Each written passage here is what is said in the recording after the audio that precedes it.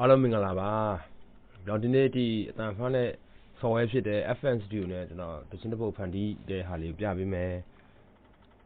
ဖန်တီးတယ်ဆိုတာကာပါလေးပေါ့ဗျာသူများတခြင်းလေးကိုဖန်တီးပြီးတော့ဒီမှာ studio ရေးလုပ်ပေးမှဖြစ်ပါတယ်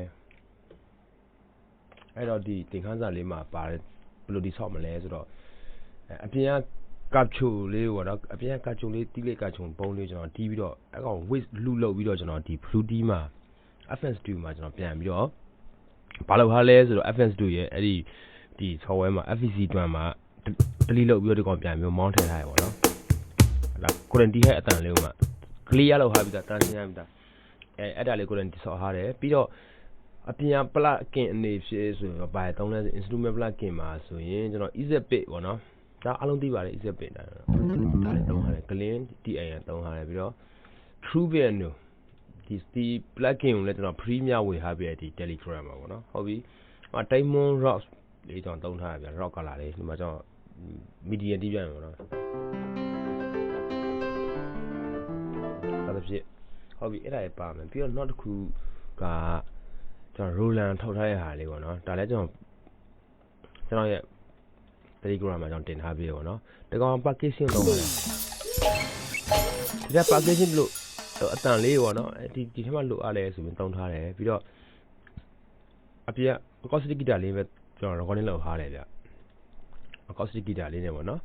အဲ့ဒါပဲပါတယ်အဲ့ဒါကျွန်တော်ဒီဆော်အားဟာနားထောင်ကြည့်မယ်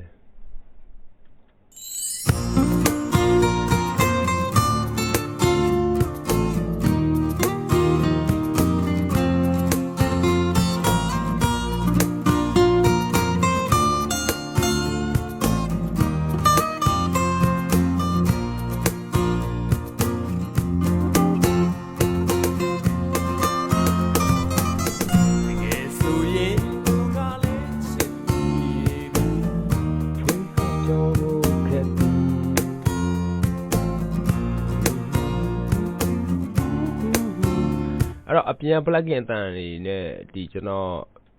အပြင်ဖမ်းထားတဲ့ဒီကချုံတန်လေးကိုနားထောင်ကြည့်မယ်ဆိုရင်တက်လုံးဝအပြင်ကီတတန်လေးဖြောက်ထားရပါတော့ကီတတန်ထည့်ကြည့်မယ်နော်ဟုတ်ဒါဒီတန်ဆိုတော့ cleaning ဖြစ်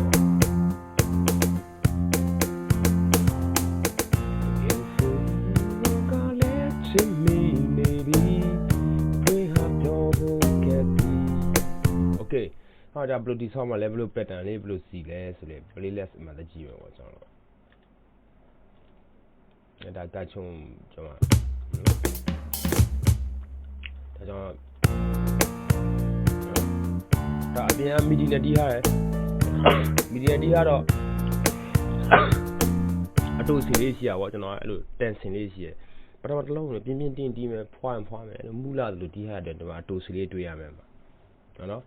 အဲ့ဒါလေးကဒီကျွန်တော် MIDI keyboard နဲ့ရိုက်ထားတာဒီ note လေးတွေပါနော်ပြီးတော့ bass guitar လည်းတူပါပဲထုံနည်းလက်ကောင်းပါပဲ bass guitar လေးလည်းကျွန်တော် MIDI နဲ့ရိုက်ထားတယ်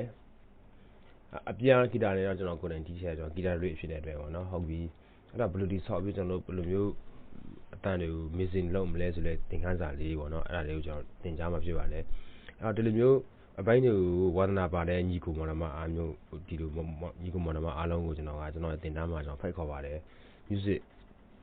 ဖန်တီးချင်တဲ့ညီကိုတွေတွေ့ပေါ့နော်